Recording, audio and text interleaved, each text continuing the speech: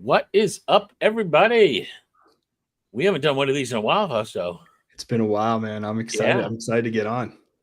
yeah. So we have a very special guest with his sort of first live to sort of introduce himself. So this is goes by Karasu Tengu. You've probably seen him in the Facebook groups.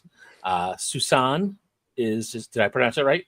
Sasan, like Sasan. Susan, like Sasan. sus. Technically, I just think of technically it like it's technically it's Sasan, but usually just like regular uh, Americans say Sasan or whatever. You know what I mean? Just it's phonetically it's easier for people to say here Sasan. So Sasan, yeah. I blame it on being from Boston. I butcher everything, so right. No worries. So, I mean, we've seen your posts for a while, but recently you made a post that made a lot of those coyote eyes for a lot of collectors, right? Yep. So, rather than Fausto and I just talk, why don't you give us a little bit of sort of introduction on yourself as a collector, and then we can Okay. pivot over to that card that everybody's going to want to see. Sure. Okay, so as a collector, first I'm 51. I'm very new to cards. I have a good reason for that, but very old to comics. Like I'm 51. I've been hardcore like Spider-Man fan since probably 3 or 4 years old. You know, got with grew up watching the 1967 cartoons when I was like in 1979 on reruns. You know, those terrible but awesome 1967 cartoons. Then when I was able to read, I got, I went to the grocery store, got my first Amazing Spider-Mans and all that. So I'm reading that. And then back then, I mean, I don't know, Faust, I don't know how old you are, but Matt, I think you're probably closer to my age, right? If you're 50 or something, whatever. So I was like, if you want to read more comics, you got to go to the comic store and read old comics. You know, you just go get back issue. Back then, it was not cheap. I'm just going through getting all these old Romita, Bronze Age Spider-Mans, for like, $2 or $3 at issue 50, 51, that number range was very common. Just build stacks and just read them. Then I think Marvel Tales reprinted a lot of Spider-Man stuff back then. I read that. So what I'm getting to as far as a collector, I'm very much a house Marvel style artist and with regards to almost everything, especially Spider-Man. So fast forward, like after go to college, I kind of slowed down the comic thing between the 90s and 2000s and whatever. So I just kind of slowed down. Then I kind of got back into it again. And once I started getting some kind of money, I really started not investing, buying statues, lots of statues. I did not know comic cards existed. I think maybe in 1990, I've seen a box of those Impel, whatever, those 1990 series. I saw maybe a pack or two. And it's like, okay, that's cool. I like that. I'm sure I bought a pack or two, but it was like, that was where it stopped. I did not see anything after that. I've been in and out of comic stores my whole life since then. Never, ever seen a Marvel card, ever. So, and I want something like that. If I can't sit down and just, read every comic book out, I want something to look at that says, hey, I like this. This is, part of my identity. So I spent, should I take the camera, show you all my statues and stuff? Yeah. Please. It might look weird because I have to get up and I don't know if you can see, Oh, that goblin, man. I don't know if this is all coming out, but I got. Oh, yeah. Oh, nice. Wow. I got stuff here. I can't see what this is looking like, and that's my kitchen chair in here. Do you guys see all this? Dude, I love that they're like inches from the ceiling, like making use of every space you can. It's just great. Oh man, that 2099 one. I don't know what it is. I was so close to buying that. That's such a good statue. It's so beautiful. Oh man, that is a hell of a statue. Let me tell you something though. I wouldn't buy any of these if I knew Marvel cards existed. You know what I'm saying? Because I mean they're cool, but it's like now they're just things that are dust magnets and they're breakable and they're taking up a lot of space. I love looking at them, but man, then let's just fast forward. Like about a year or two ago, 2023 or whatever. Do you know that YouTuber? He's a Marvel statue YouTuber, Gem Mint. Yeah, Gem Mint. Gem Mint Collectibles. Real cool guy. He just opened up a box of Marvel Platinum. I'm like, what's this? What is this? And I was like, this is amazing. I have to get some of this. And I I was like, $200 a box, and that was like insane. I couldn't even comprehend that. But it's like, I got it. And my wife was like, okay, whatever, that's fine. And then pretty soon she got into it, and she is totally like, and she looks to buy more okay, since then, she's been very much the driver of like buy more boxes, buy more singles, so she's very much we're collecting together. And so that's right. I started the card thing. I went pretty hard into it since then. And to say like you want to know like who I collect, it's all very set based. Like you say, oh well, you've been a lifelong Spider-Man fan. Like, why don't you just collect Spider-Man? Like, I mean, I like it, but it's very much. I'm very picky of like who the art is. I mean, unpopular opinion. I mean, I don't like how Jusco did Spider-Man. It's not appealing to me. It doesn't feel to me. It doesn't feel like what it's just how he's supposed to look like. Whatever. Like I said, like I told you before, I'm very much a House Marvel style, like the way Romita and like his son back then before he changed his style. God, there's so many Milgram, whatever. There's so many guys out there, and of course, I appreciate the guys like Bacalo and Garney and whoever does it. More of the later guys. I love all that stuff too. But as far as igniting a passion of mine, like where like, oh, I have to have it. It's got to be like that House Marvel style. That's like my grail. My ultimate grail of grails of all grails is this. This this is my childhood. This is everything to me that's Marvel. This is Marvel to me, and there is no close second. I did it. I saw It's this. tough, man. It's tough to beat that Silver Age stuff, man. The Flair Ultra Spider-Man 97. It's tough stuff to beat. I mean, like the way like even like let's see what else. I mean, I mean Sal Buscema, like not he's not as good as his brother, but I love it. I love what he did there. He did a good character variety too. Like I have my John Buscema surfer from Silver Age, and I love it. The lines that he does is just great. It's awesome. Just beautiful. I just love all that stuff. But so I would say like Spider-Man is good if the art's right to me. But if say in general, if I'm going set to set, like guys like that look cool to me, or is what I like. Like for instance, Dormammu looks cool to me. Mephisto, like I see, like I want to get all that. And let me see, Lizard, Hobgoblin. These are all things that you can like probably get without like paying a lot for it too. Like Lizard, Hobgoblin, Green Goblin. Those really appeal to me. And the Spider, if I pull a great Spider-Man, I got it because I'd be buying enough boxes. But am I going to hunt for all the singles? No. I mean, I'd say the set I went craziest with was probably Secret Wars. Because again, knowing my age, I was like in fourth grade when that came out. I got that off the shelf. I went insane. I bought so many cases of that set. I got stuff, man. I got stuff. You want to see stuff?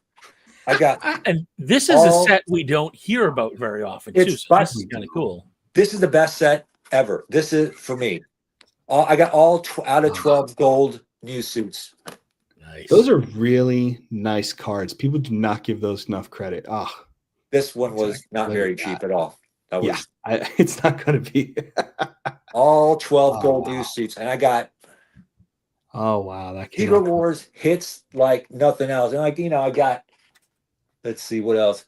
I almost got the monopoly on the one of ones for this guy, for Ultron. There's what do you call it? The gold explosion, one of this one, gold explosion of this one. I'm sorry, not holding it long enough. I got the one of one Spectromatic. See, that's one where it's like I just want to collect everything in Secret Wars, and I got so many sketches, so many clips, so many everything. A lot, almost all the Spider-Mans except for maybe the one of ones and a couple of fives. But other than that, I got them all in. That's who I am as a collector. Now, if you want to go into where we're at now, I was watching, Cool Cards and Marvel Madness, those two Wolverine guys.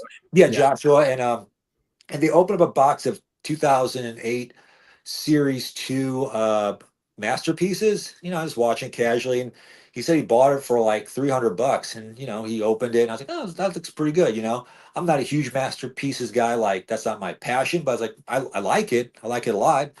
And I was like, that art looks pretty good. And he pulled a sketch. I was like, oh, guaranteed sketch. Okay. So I went and I saw one for $300, and I was gonna tell my wife about it, and that one was gone. But there's one for 375. We bought that. So we ripped it. It was great, lots of fun. Then all of a sudden we pulled this. Yeah, hang on. Let me make you big here. So, It's just So It's basically, crazy what you detail. pulled was the card that's been hiding in box. I mean, there's so much yeah, we could talk about that one box for 20 minutes. for Easy. 20 minutes. This is like the card to get. I can't believe this is one of those ones that were just sitting on eBay. You know that person's kicking themselves for selling that box. 375. And I mean, oh God, there's That's a massive $275 card, dude. too. Like, that's not even a joke of a card. And the inscription on the back. I don't Yeah. know. We know people who would know better than us, but like to have that inscription, could you read it to us one more time on camera? Yes. Time to bring back the rage. Like, so you cool. don't get that kind of stuff anymore. No. Yep. I mean, This there's looks so sick. much about it, right? Loose boxes nowadays, especially that old, you sort of assume that someone cracked the case, got a big hit, and was just selling what's left. Yep. Because that's really what the case is. Part of that story that you only got that one because someone swooped in before you and bought the one you were going to buy. Like, you want to talk about timing being everything. Oh my God. You know what's even worse? I feel bad because those two Wolverine collectors, they bought the cheaper of the boxes probably. This is something that and that's that's the card to hit. I mean, that set has amazing artists in it. there's Nar's become a particular, and Matt's a sketch card guru here, so he'll be able to say more about it. But Nar has a very rich history. He is probably the most famous sketch card artist that didn't come from a comic book background, Matt. Certainly the most sought after. Yes. Sought after, yeah. Value wise, his have been going up and up since they came out. Just for the level of detail he puts in there. I mean, there are other artists who do similar levels of detail, but when you add in both his detail and just that sort of flourish to his style, it just checks all the boxes. And I mean, that one in particular, I mean, the value of that's hard to even come by because it's just set that particular card within his body of work for that set is just easily one of the top 3 that he created for that set. And here's something super important to understand. So if you're looking at the card, just so people have a reference, there's a couple of things happening there that are super exciting about this card, especially a Nar. It's not just a 3/4, it's not just a head, it's a full body. Yep. Not only that, but you get the famous Nar treatment on the Wolverine name. So you get to see him kind of mess with the title as that he draws on there. He doesn't do that super often, but Nar did it on a lot of cards, especially big commission pieces. He would do that for people as well. We have a good friend named Rick Ortiz that has a massive Silver Surfer Nar collection that's just beautiful. And he did he did a lot of that really good title work. And it's black, like the whole card. He left the Marvel Piece logo still there, which is massive too.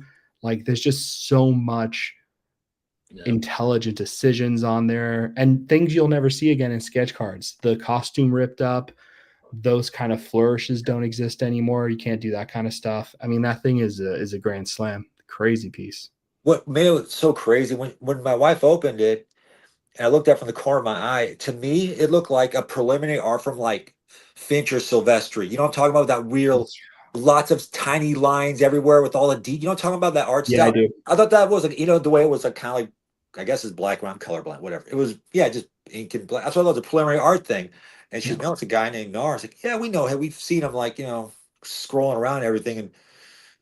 And she's like, she thought she knew it was special. She right away went, did some exploring on not like monetary value shows like how good a card is, but just curious.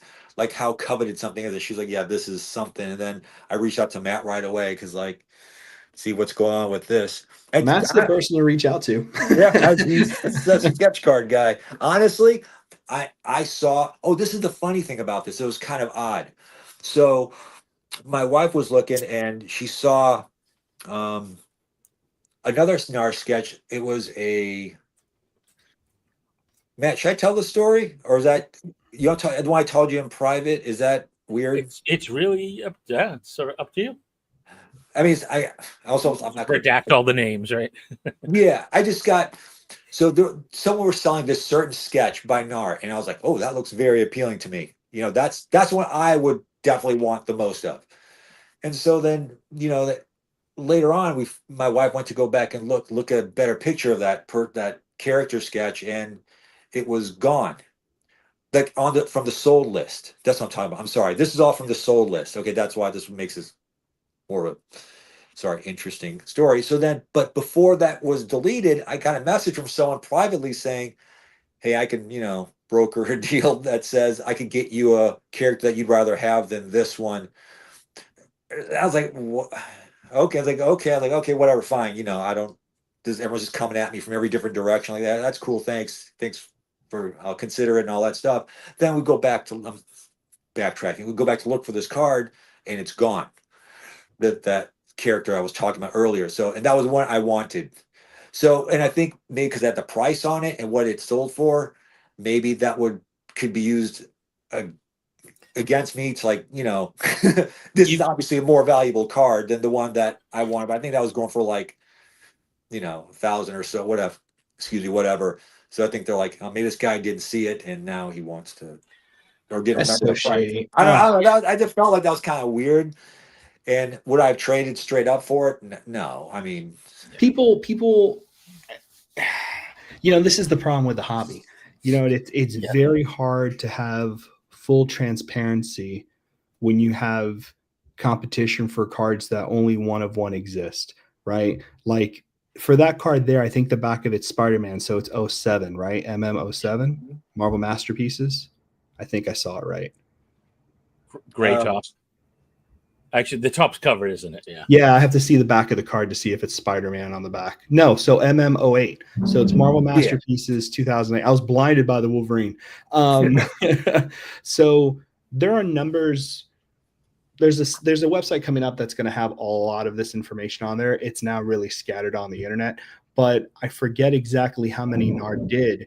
That's not the only Wolverine NAR's ever done, but I will say in terms of full body, that detail, that stuff, it completely takes it to a new stratosphere. And a lot of times what people try to do, especially when someone pulls something and they're just excited to share like you are, they'll make sure that there's no other resources for comparable prices so they can get a better lead on the card. And it's a really unfortunate thing. And there's just a lot of competition, especially for that piece. A lot of competition. Yeah. Brian, you are rock 28. Thank you for looking that up. 28. Thank you for that. And that is not a heavy number, by the way. A lot of people get confused. I'm talking too much because I'm excited. Matt told me what was happening today, but I didn't really understand. But now I'm like freaking out. So there's like 28 of those from that set. That is nothing. With the amount of boxes there were, people that pull these things, NAR is sought out by every sketch card collector. Even if it's not someone's style, it's like a Perna, it's like a Martinek, right? Or, you know, it's one of those artists that you just wish you get a sketch card of because you know the quality is going to be there. Yeah. It's massive, man. It's a massive hit. It's a shame that happened to you though, man. I'm so sorry. Oh no, I could be just totally like, you know, making up narrative of what happened but I don't know how you even like remove a sold listing. Is that a thing? Because I guess if he did it, I could do it. I wouldn't do that, but is that a thing? It's like you guys know probably better than I would. I don't know if that's possible. I mean, it would be a coincidence if that was like right at whatever it is, like 90 days when they automatically follow. I mean, I suppose it probably reported an error in the listing and then they deleted it. So that happens sometimes. I think they can say, oh, I made the wrong listing. I need it to be deleted. But that is pretty fast. Oh, thanks, Blake. Yeah, that was like within 1 hour. Like Listing That's there, fast. got the message, listing gone. It's I mean, so you've sort of seen the dark side of the hobby, which is that the rules. So this was posted. You posted it in MCCW. Yeah. The rules there are very specific that you're not supposed to try to, when someone posts a card, you're not supposed to try to PM them. Like if it's a sale post, it's supposed to be public. Right. In fact, when you reached out to me, I think I had warned you. I'm like, you're going to get a ton of messages. Don't let it. And 99% of them, if they're trying to buy it, they're going to lowball you. So, be careful. And you saw some of that. Yeah. So, I mean, the good thing is you knew what you had, right? So Yeah. the risk You helped with that too, of course. So I thank you for that. And like I said, I didn't see. I'm not just for investing. I don't care about that. I'm not trying to make money off any of these cards. I just love these. I love Marvel art. I love good art. And I'm not a Wolverine guy at all. Like I think I liked Wolverine like in the late '80s when he was still like a mystery. Like when that was that the Buscema run and like Wolverine, that Wolverine, his own series. Like, that was Buscema drew that, right? I don't remember. Like that. So he did. Yes, he did the one from the original one where in issue 1 he sort of hunched over like this. I think that was him, right? He's on a stack of bodies. Yes, like that's his the one. claws Yep. are out like this. Yes. But yeah, I like Wolverine, and that like, and then you saw issue 10 was like Wolverine Sabretooth, or like reminiscing, or he was like having some flashbacks of fighting Wolverine after Sabretooth killed Silver Fox or something, and the art was sick, and like, was that his dad? Is that his brother? Who is Sabretooth? I was like, I thought Wolverine was so cool. Then, over years they start explaining it. I'm like, yeah, that's not so cool anymore. So, but like I said, well, my whole point was that, no, I'm not a Wolverine guy, but I love art, and I think this card's special. So am I going to sell it? I don't know, man. I mean, it's a perfect centerpiece card for a sketch collection. So yeah.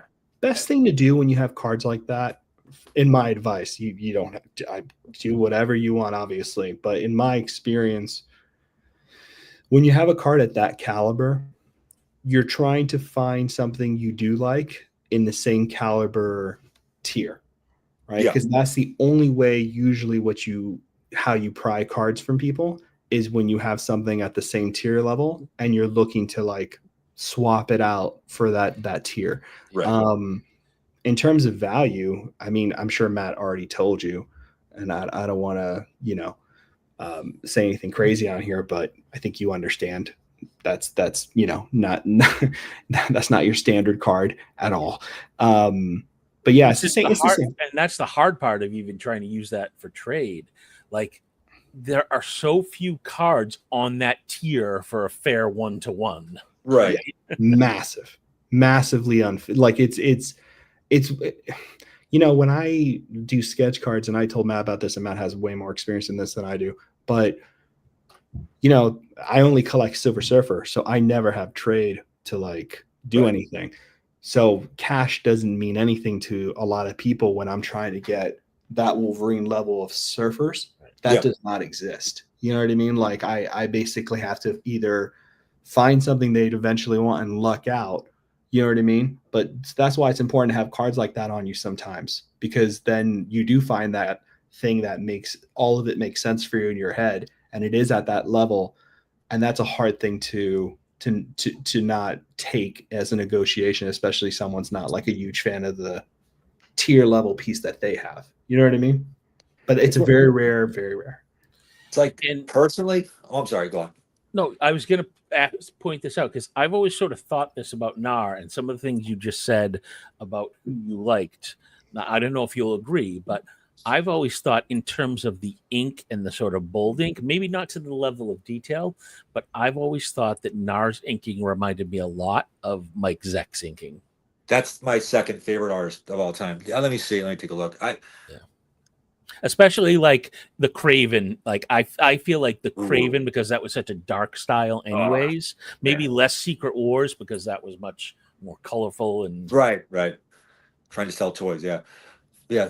I could see that. I gotta go through. That's my favorite series of all. The Craven's Last Hunt. That's a great one. That Vermin.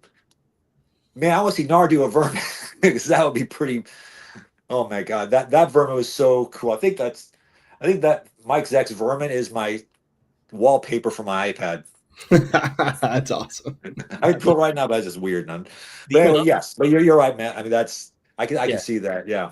And the other thing for Nar, in terms of one of the reasons his value remains high, and this is unfortunately a negative for some people, but for people who have them, it's less, is that the population isn't rising because he has just, I'm trying to think of the polite way to say this, he has annoyed a lot of people who paid a lot of money for commissions and are waiting 10, 12 years. Oh. Yeah, he has just tens of thousands of dollars he has taken without getting commissions done. Yeah. Not an One of the accessible. most notorious as far as that goes. Yeah. Wouldn't that help like Unaccessible. wouldn't that drive the price down? Like have like, no? Okay. Because if people want one, there's just that limited population. yeah, it's one of those weird things. You would think it would turn people off from the artist, but Yeah. it's really tough because Nar's very good. The talent's there. It's The very people hard who to- are owed cards certainly won't buy any NARS, but yeah, for everybody else, Right. yeah, like people who have had bad interactions, even people who I would imagine that even people who had bad interactions and had NARS on them are not like, I can't see this anymore. It goes for $1, take it out the door. It's more like, well, I know I have is really special, but it absolutely ruins, that relationship with the artist Right. and stuff like that. Yeah. Is he still active as of like no. what else I is he mean, he's doing? around, but I mean, he'll start talking to people and then he'll vanish for a year or two. Earlier this year, he said 2025 is the year of NAR and my comeback. Yeah. And Saw to it. my knowledge, nothing ever happened with that, Huh. which I is didn't know it was unfortunate, but not unheard of in the sketch card world. Yeah, it's tough. I mean, you have to understand too, right? Like, not apologizing for anybody, but sketch cards are a weird beast. You know what I mean? Like, the artists are so underpaid, and so many artists put crazy amount of work into their sketches and become pseudo famous within the Marvel card sketch card world in general. And they do work, they get kind of big and stuff like that, but it's really tough. It's not like Marvel hit up Nar and gave him like a publication for a comic book and he got busy and more entrenched in the world. A lot of these guys hold day jobs and a lot of these guys go through personal things. So Gotcha. sketch cards are so wonderful because you get to have this like little moment of original art in your pocket. You know what I mean? Like you open it from a pack, like it's just magic all Perfect. the way around, but it's very underappreciated by mass consumption, I should say. You know what? I have a card I'm going to want to share in a minute. So you two keep talking. I'll be back in 30 seconds. All right, buddy. Check this out. So like this guy Dan Ferrugia. Sorry, I think it's Italian last name. Can't say it. Dan Ferrugia. Like he drew this for me. Like that's wow. so badass. Like you know what I mean? Like how. Like if it was possible, I'd be an eternity collector. But he's just not in very many cards. But that's a good thing. Yeah. Right. Save some money, man. Exactly. Wow. Absolutely. But look how cool that is. Like he did a great job on did that. a great job. I was like, look at that hand. Killed that hand in the front. Holy hell, that is detailed. I'm sorry, just glared. We all get it. No worries. Like this was, this should be. Did you see the eternity card, Matt? You got to show this to Matt. That's beautiful color. Dan Ferrugia. I mean, he did a lot. He did a couple commissions. This is an AP, but he did a couple. I mean, they're all just wonderful. It's like, and he gave me, I felt like that's so cheap, but it's just, you're right. These guys are underpaid because I could never even kind of do that. I see mine art, but my art is nothing like that. Look at this, real quick. How cool is that? Oh, you picked that up? Nice work. That's sick. Look at that. Eternity on that card stocks, is that MCC 98? Yeah. Yeah, that's impossible to get. That's stupid nice. Wow. I love that. It's so sick. I mean, it's so sick. So, Fausto, I got one I don't even think I've shown you. Oh, shoot. This is when I get depressed. And you guys talking about that set. So this is a Silver Age sketch. What did you do? Oh, sick. Joe Sinnott. Wow. That's nice. I just happened to be right place, right time, and just that's a had to grab it. That's Look at those ears. I mean, it's not the greatest character, but it's Joe Sinat. No, Right? No, but you know what? Joe Sinat, though, it doesn't matter. And Mole Man has such an interesting features that his art style is just so good that anything that's interesting just looks 10 times better, man. And I had to do a little search because I wanted to see if he had some tie, and he was the inker on an early Kirby story that featured the Mole Man. So I was like, okay, that's cool. That's the connection right there, man. That's all about that. Man, it's a nice looking card too. The Joe Sinats are beautiful, man. Oh, Matt, good stuff. Matt out of left field. I brought my 2 Nars that I had, but they don't compare to the Wolverine by any means. Neither do mine. But hey, it's embarrassing to show. I wish we would have gone first. But exactly. Lead up to it. There you go. Lead up to it. But this is something. So Nar did some cards for Upper Deck for 2012 Marvel Premiere called the Emotion cards. Okay. And he did the front art for them. And this was one that was unpublished that was supposed to be of Surfer, but it was never published. But whoa.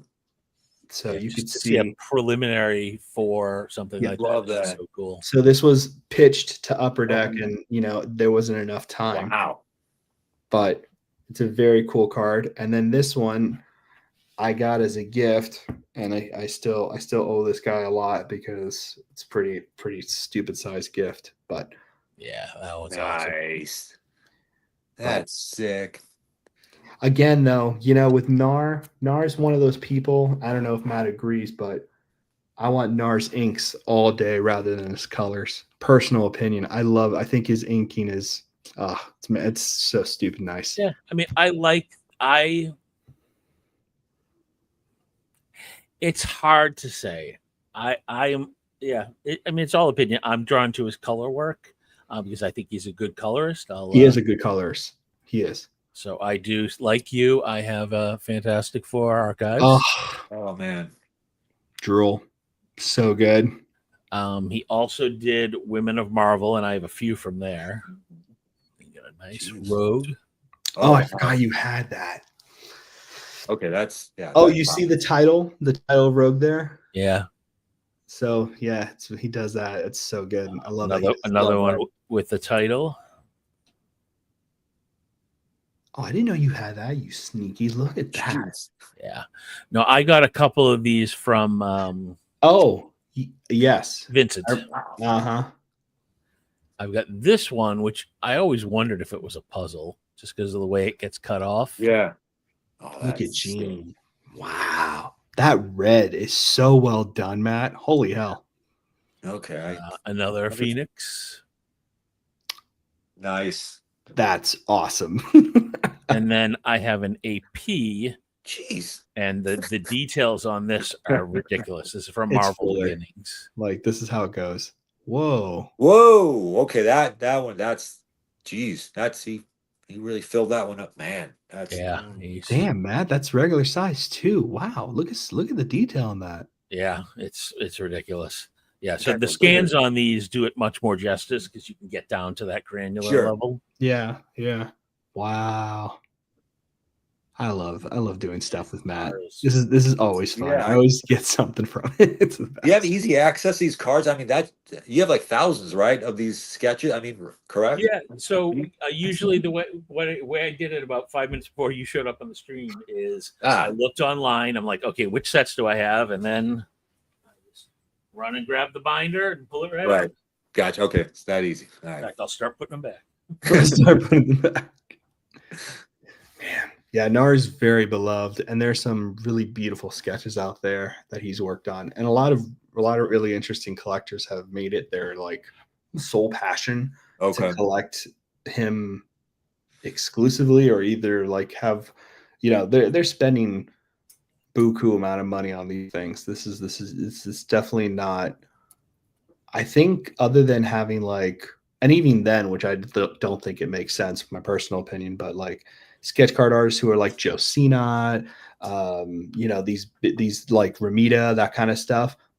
Sometimes the prices on those guys don't even go as high as what a Nar would go for, which is crazy to me. That's crazy. Which is a crazy, which is comic artist. Yeah, doesn't make sense at all. Yeah, but it's just that kind of fan base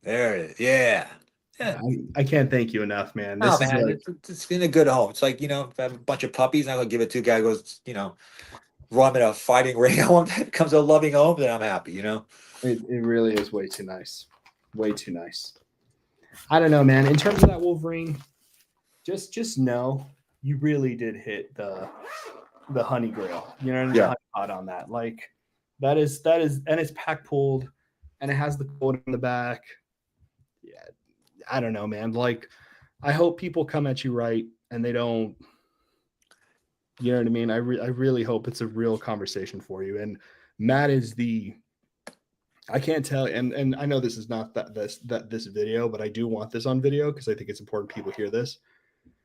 Matt Fuller is the most trusted person to me in this hobby. Like I don't do anything without talking to Matt first. And Right. Yeah, sure, that's like, I want to write to him. I always do that, and Matt's always very generous with his time, and he's only one person, but you hear about him all over the hobby because a lot of people come to him and trust him. And I was I just real quick, I just saw Ash in the comments. Ash. Bro. Oh, There you go. Yeah. Right? Scary. What the hell's going on here? Look at that. Scary. That's nuts. Scary, Ash. I won this on Spidey Hits. He had a thing. What I don't know if it was Whatnot or YouTube, but yeah, I won this, and that was pretty cool. I also won, I think, what's his name? I forgot. Was it Visceratos? Blake. I'm like, wait, what? Forgot. I also won this on Spidey Hits too. Like, just like if you can't see the detail. The obviously. Wow, look at the city. That's that's what I'm saying. The city is nuts. Who's that? That's Oliver, right? Viscratos? Yes, I did. Yes, that's a good looking card. I won both these on Spidey Hits his show like 2 shows in a row or something. Spread the luck, man. Oliver's another guy who's getting a lot of recognition for his detail work and his really vibrant colors. That city is nuts. Like how, that's just crazy. Yeah. And yeah, he drew it on camera too. I was like, that's like just sorcery. I don't know how you're doing that, but it's amazing what these artists can do. It's phenomenal. Really is phenomenal. Speaking of which, Dre, if you watch this in a replay, we need a little sketch card wars. It's been quiet. Either that or I've been replaced and I just didn't notice it. Sketch card wars? Yeah, so it's a show where we have 4 artists on live on camera, and they have 30 minutes to draw a random character that we pick by spinning the wheel. It's just a lot of fun. Yeah. Okay. Is that you have some on your channel with that? I'd like to see some of the old. Yeah, so that's on Andre Ausch's. He's got a Sketch Card Wars channel. Oh, okay. And it's been a couple weeks since it's run. I'll actually ping him. It's been a little while. But yeah, it's super fun because usually myself and this guy Nathan, True Blue Collectibles, we're sort of on as hosts, and we'll just like trash talk them as the show goes. So we're like trying to distract them. Ash has been on it before. It's just a lot of fun. That's awesome. I'm into that. I'll definitely watch that. Yeah. Put that right and then since you and I talked about it before, but actually it didn't come up here, but someone texted me and asked me the question. So Karasu, why don't you tell a little bit about where that comes from? Because I think it's a cool backstory. Karasu Tengu is a being from Japanese folklore. You're like, well, you're not Japanese, but no, I'm not. But I thought Japanese folklore is really cool. And like, have you ever seen like the art depiction from like ancient Japanese like folklore yokai beings? They're very cool. It all goes in the whole sketch card thing. They all look very super cool. And in a game I was playing on PlayStation 4 or 5, Neo 1 and 2, they have lots of Japanese yokai on there. I platinum both those, by the way. That's an extremely difficult game, but it's a wonderful game. Yeah, I stupid hard from I play From Software stuff, so I'm doing Silksong now, and I platinum Bloodborne and all those games. Good. I think FromSoft is hard. I think Neo's FromSoft, then Neo 2 is pretty stupid, but Sekiro I don't know. Sekiro is a rhythm game. Yeah, see, I can't do that. That's If you amazing. treat it like a rhythm game, not like I just got to deflect everything, you think you just learn the rhythm and pattern, it's not that bad. It's just like all games. Everything is hard till it's not. Until it's not, yeah. Yeah, that's all you see. If you like the journey, you'll keep playing till you get good at it. But yeah, Yep. anyway, that Tengu was that character, and that just really spoke to me. Like, oh, he looks so cool, like a crow bird dude with a. Yeah. Like, I'm into that. awesome. So So why not? if you're interested, so there is, so for example, we always talk about Tony Perna, and he has his own independent company, Perna Studios. There are some Okay. other companies out there, and one that's run by an artist you may have heard of, Kokonaka Sakilias out of Greece. He has a company called Iconic Studios, and they do similar sets to what Perna does, like Halloween. Yeah. And his are usually under iconic literature. And they had a subset recently that they released called Way of the Samurai, and they had some yokai stuff in there specifically. Oh, okay. If you're interested in that style, I would definitely Yes. look them up. Okay, definitely. I think you may have messaged me that, and I think I looked it up. Yeah. Okay. Definitely into that. They're fantastic too, because like Tony and him and those guys who are putting together these card sets from those angles where you get to like get like these different characters that are not under restricted IPs and stuff like that. They know all the biggest sketch card names out there. So it's when they put their sets together, like Tony and everybody, they're just immaculate sketch card artists working on this stuff. The range is like old school what sketch cards used to be back in the day. It's really worth checking out. It's like the secret thing in the hobby to find those guys. We're like pulling people into video games. Hermits This I a little just bit found of out about Iconic. Like we're sending people off to all these new obsessions. Do you like? I mean, is it a set you buy, or is it like a commission situation? Like, how do you go about like? Matt will tell you. For Iconic, so Yeah. they would sell boxes at the time. I Okay. don't think they have any current boxes for sale, but if you just Google Iconic literature sketch, Okay. I just did that. Let me see how many options there are. At least a couple hundred, I think. They're nice. Right now, only 45 actually. Okay. So, but yeah, there are some beauties. They really do good stuff. There's another new studio, EGS, that just came out with the Gals and Zombies, and they've got a new one on Kickstarter. So it's great. I think it's great to see all these groups of artists getting together to put out independent sets, especially with the whole shift from Upper Deck to Tops, which is a great segue. So are you collecting any of the top sets, or what do you think about that switch from Upper Deck? Brave New World, right? Unfortunately, yes. My wife. Okay. My wife likes. No, okay, I'm not gonna say she's a gambler, but she it appeals to that sense of her. Like, she likes she likes winning stuff, like whether it's skee ball or going to pick out the claw machine things or whatever does some kind of parallel to gambling. Not gambling itself as far as like going to thing and pulling the. No, I'm not trying to. She does well, and she's not in any financial troubles by any of this, but she really pushed. Like, she jumps in, she buys boxes, she gets an EQL, and we're enjoying. We've gotten deep into pretty much every set. I did pretty good with like I said, that like my recent pickup was this one of one Chronos on the Sapphire set. Nice.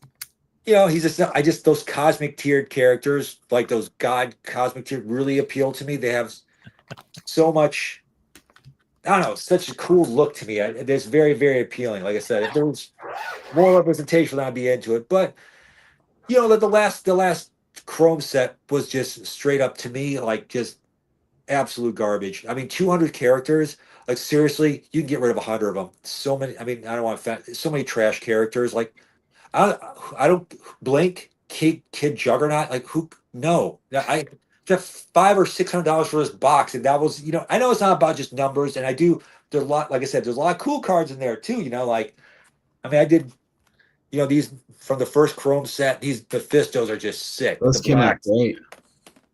I got everything. I got all of them except the one of one. I got all the variations, all the 5s, all the 10s, the 50s. I just like this art's sick. I know people don't like comic art as much, like they like original art, but this is what I like. And they did a good job with it. And it sounds stupid, but I like different colors and effects. That's appealing to me. You're a card collector. That's what happens. I like it. like, but it's right now. It's to a point where it's like those boxes are just ridiculous. I mean, they're way too expensive. I mean, I know people are just fishing for the one of one Spider-Man or Wolverine, and 5 out of 5 is driving the prices up. And I know if you start charging less for it, people flip it anyway. It's just such a whole mess. And but we buy a few boxes here and there. We go single to do some breaks. I guess we're feeding into the whole system, I guess. But we came away from each set from Tops with some good stuff. But no, we'd probably rather be in the upper deck world. Sorry, Hermit. Musashi cards. Okay. Yeah, look iconic. Yeah. Okay, yeah, I got it. Is that with a C or a K? I thought iconic with a C. Yeah, I mean, I thought. Okay, I'm thinking of. Oh no, I'm thinking of someone else. That's never mind. Some really. Now you've done. I think Lewis mentioned you've been in his breaks before, right? Alonzo Collectibles. I don't think so. No, I don't think I've done any of his. Okay. Is he on Whatnot or something? Yeah. Yeah, I don't think I've done his. His are really fun. His are very fun. They're very good. I should probably just stick to people that have a name because I heard some things going around the MCCW. Some weird creep dudes doing weird things, and I was like, there's a lot of weird things out there. I tend to go to mostly people I trust. Lewis, True. I don't think Nathan has anything. Shane. Cards of Metal. Shane Rao, really great. Rowe. Sarah Underwood. Justin's great. Yeah. I tend to go to those guys just because I know them and I know they know Marvel cards, right? A lot of breakers now are breaking Marvel and they're like, I have no idea who this guy is, but $5,000. Yeah, that's okay. Hey, listen, I'm gonna send you this for free, so send me your address because I realized when you're showing the Secret War stuff that I can give you something back for the surfer. No. You like her.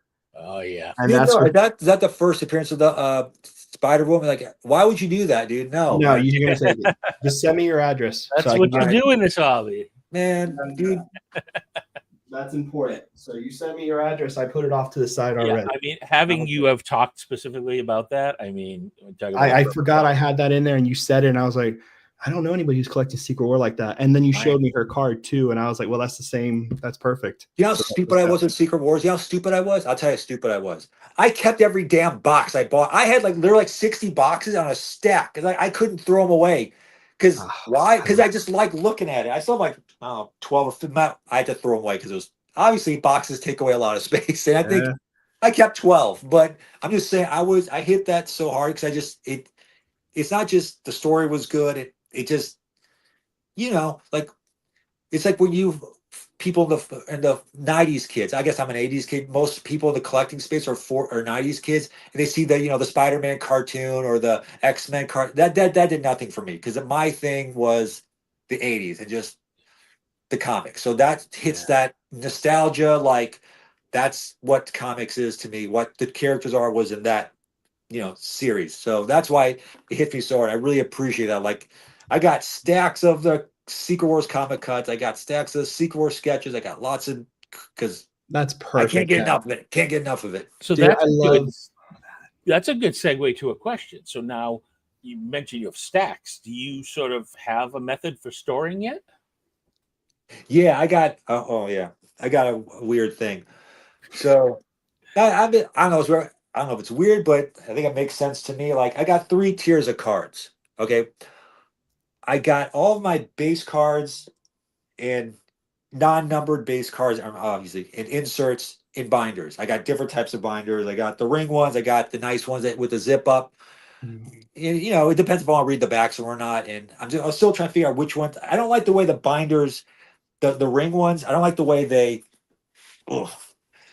stand vertically. You know what I mean? Because I feel like the cards on the bottom are getting bent, or whatever. But that's fine. So then I got the ring ones and the zip up ones, and that seems to work out better. But then I got the ones I thought I was getting the ones without the clear pages or with the clear pages, but I didn't. I bought like 4 or 5, so I'm stuck with them. So I can only read the front of them.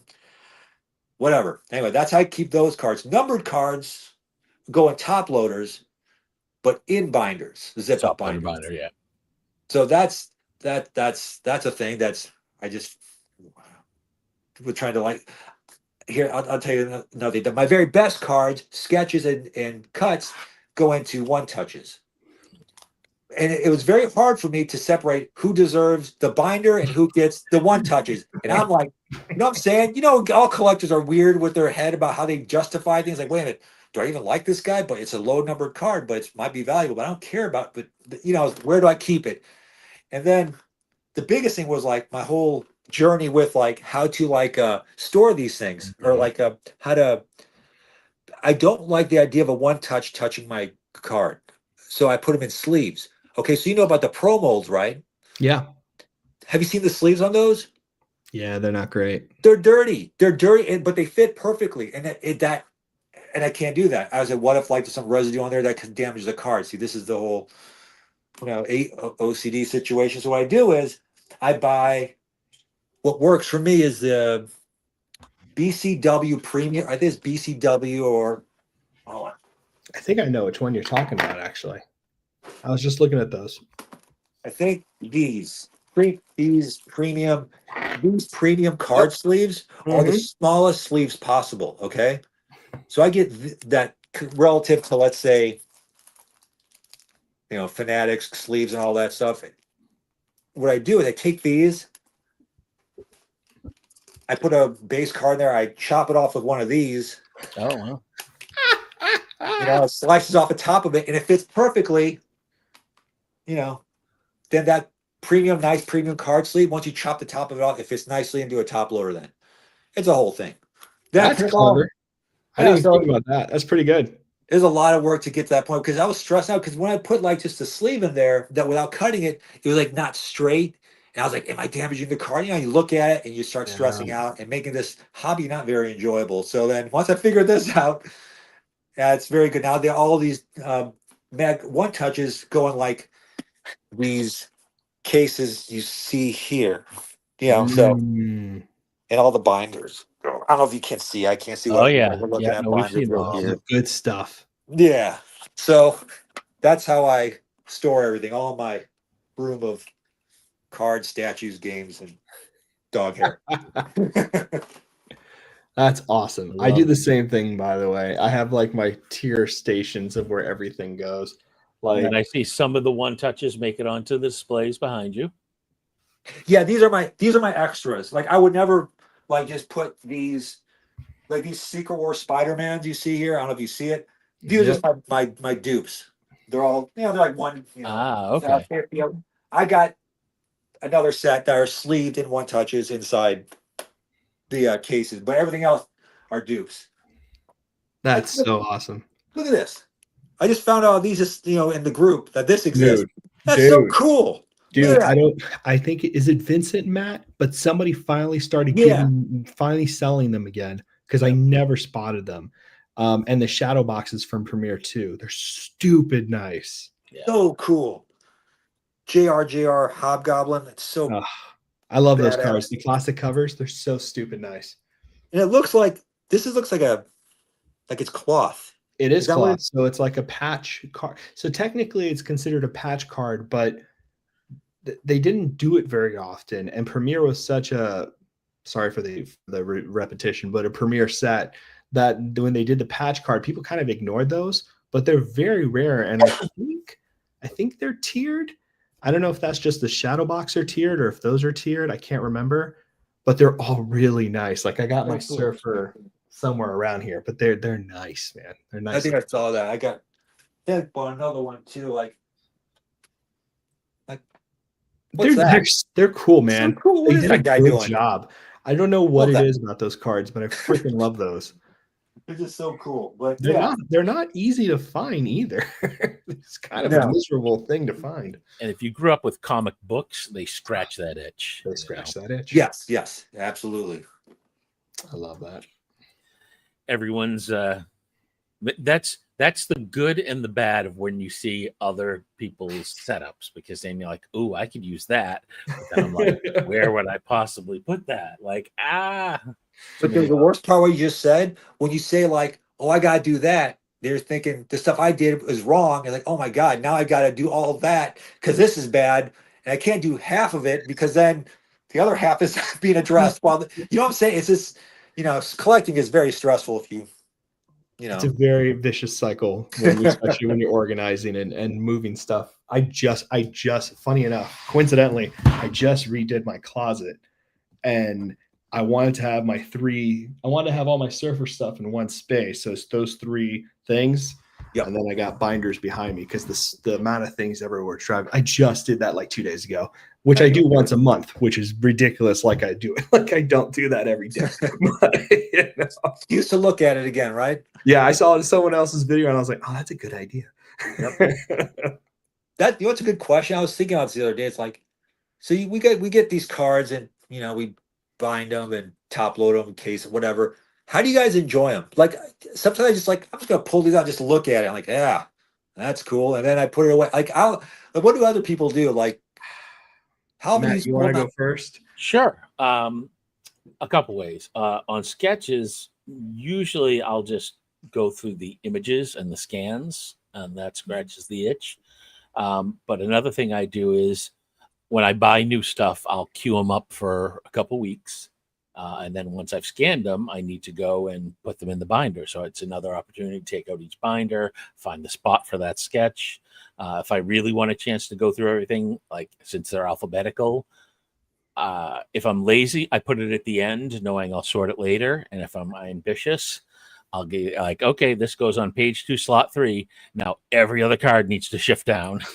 Yep. Just an excuse to pull every single one out. So yeah, as advertised, the OCD is real. I love that. Oh, Blake, nothing, no Gwen, anything really. I'm pretty much strictly Spider-Man statue collector, and here or there are some little other things, but nothing. Mostly pure Spider-Man and his enemies. Yeah, I do. I just do. So this top shelf over here, I'm actually in the middle of taking care of it now. This top shelf, that's my rotating shelf.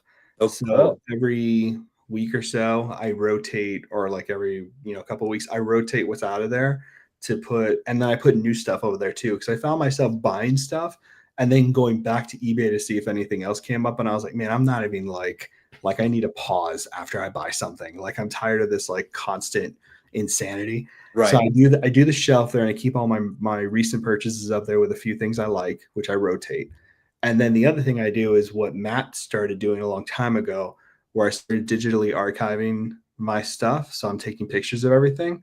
And there's a website that I'm using now that they'll have like a bigger release later. But what's really nice there is that like if I want to show someone on my phone something, you know what I mean? I can kind of show someone what I have here. Right. But like if I'm like wondering or looking on eBay for something, like for instance, you know what I mean? I can go ahead and like scroll down here and look at the different stuff. Gotcha. And I can kind of enjoy my cards that way, which is really nice because what I found out, which is super stupid, by the way, I don't know what's wrong with me, but I really love the thing where I don't look at a card for a week and then I open my binder up just by chance, and I'm like, oh, all the cards seem new. Yeah, right. You get to have it, and like, oh man, this is. Why did I get this? Yeah, right. When did I have this? Good. Yeah, because I'm a goldfish, so I don't remember anyway. So it's like I'm seeing something new for the first time. So. Absolutely, absolutely. That's the digital archiving. That's interesting. I think I might. Boy, that almost sounds like it's too late to start. That's a lot of work, isn't it? You know what? It's more like what Matt said. Like it's a side project you do on the side, but what I've enjoyed about it after I learned it from Matt was kind of like getting to the ability where it's so hard to find something to do in the hobby that doesn't cost money. So when you digitally archive, you're kind of participating in that practice, and I feel like it's a healthier thing. Yes, you're proactively interacting with the hobby without dumping a lot of money, spending cash, right, and appreciating what you have too, which is great. Yeah, okay. I've got 2 projects going on right now. Number one is reorganizing both this room and my back room. Like with my son, we're turning it into. I do a lot of Pokemon with him. We buy, grade, and flip. So that's sort of turning into our card room. And then Fausto knows about number 2. I'm trying to go through all my comic cut scans now, and like I did with my sketches, I want to add a list of every character that's on each card, so that I can easily, if someone's like, "Oh, I collect cuts of X," I can basically just type it in and say, "Oh, here are the ones I have." Like a sequel index or something. What do you I'm not that technically savvy. I just put them all in the file name, and then I just do a quick. Very cool. That's a lot of work, man. You got what? How many? Like, again, I know you said like in the previous show. I think was it Across the Marvelverse? How many sketches do you have? I always just hate to say it because it sounds like I'm like flexing, and I really don't. Because Flex. You're on let stage. me just say the number of sketches does not make a collection special, right? I could just be a hoarder for all anyone knows. I think how many, Matt? A little over 15,000. What? Well, I don't understand that. What is? Where is it? It's all in the other room on a bunch of shelves. Okay. If I was on my phone, I'd bring it over. Yeah. That's awesome. Wow. And that's okay, as a surfer only collector, like how many cards is that? I know like you stopped at a certain point where it's like you can't keep up with all the crazy parallels that they're doing, but you got a lot of good old stuff too. Like how many does that entail, like a straight surfer collector? What do you? So 2014 is the year I stopped at, and I have everything. I don't have a category of every foreign card, but I'm pretty sure it's a master, and that's like 4 binders, 300 or 250 pages each. So 2, 4, 6, 8. So it's definitely like over 1,500, and then extras or oversized cards, stickers. So I'm like probably like over 2,000.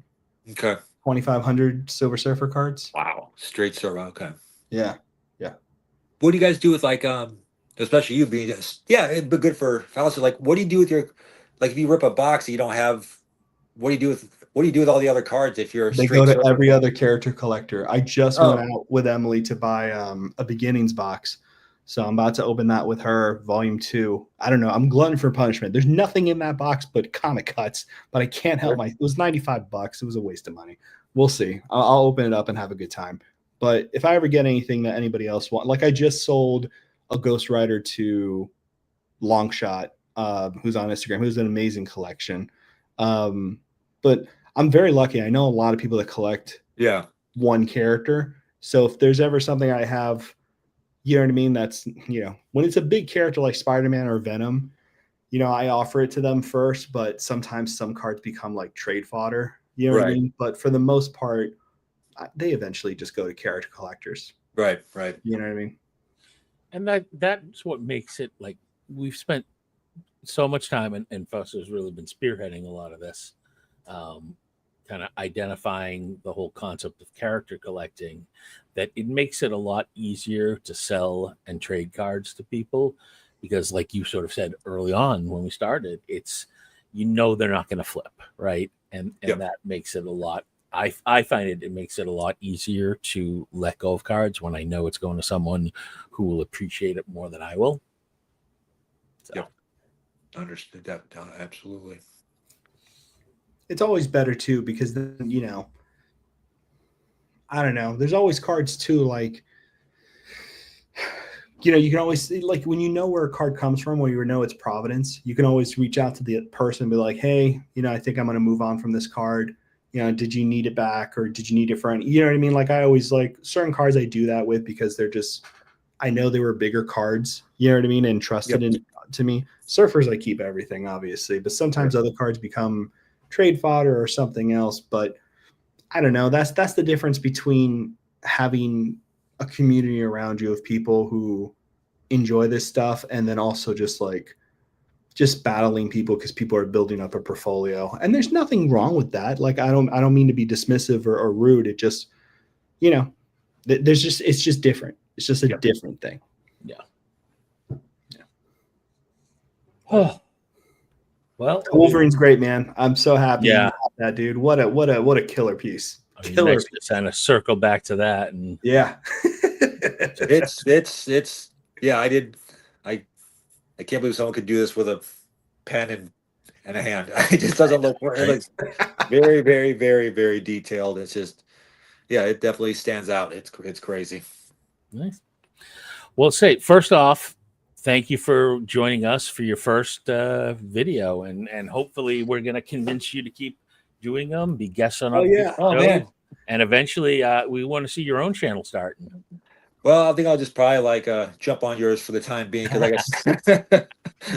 I wish I could show you the dry run of me opening a pack of cards. Like it was so cringy. It's like, this is a card that I like. Do you like cards?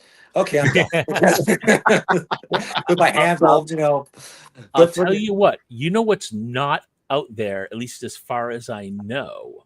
Since your wife collects, I don't know that there's a husband and wife combo out there doing videos, which is this area of content that I think would be really interesting. Yeah, that could be a thing if she's with what she's pulling. You guys will pull every one on your channel. So you're good.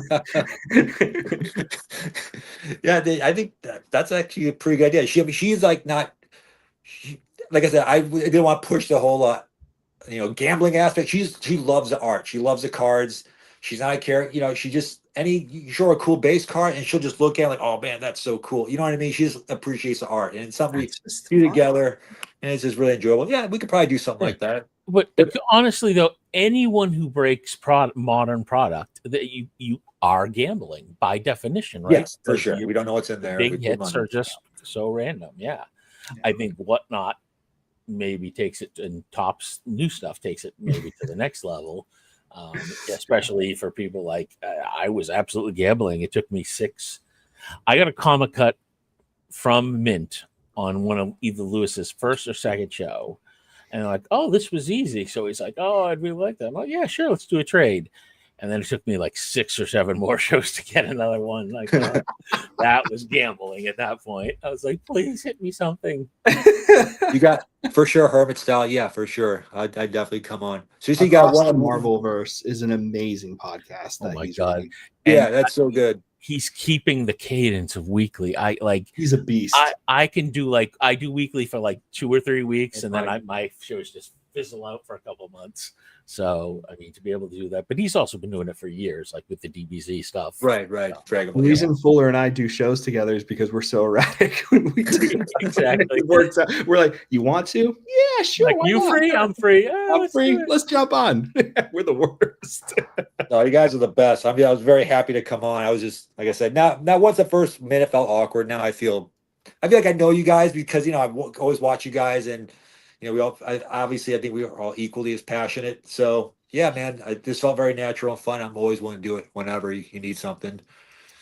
Thank you for doing this with us, man. This is a really fun. I haven't been on we haven't had an episode in a long time, so this is awesome. Thank you so much for doing this. Great. And thank you to the 19 people who were still in here watching with us and chatting. Really appreciate you guys. And enjoy the rest of your weekend, and we will see you guys on the next one.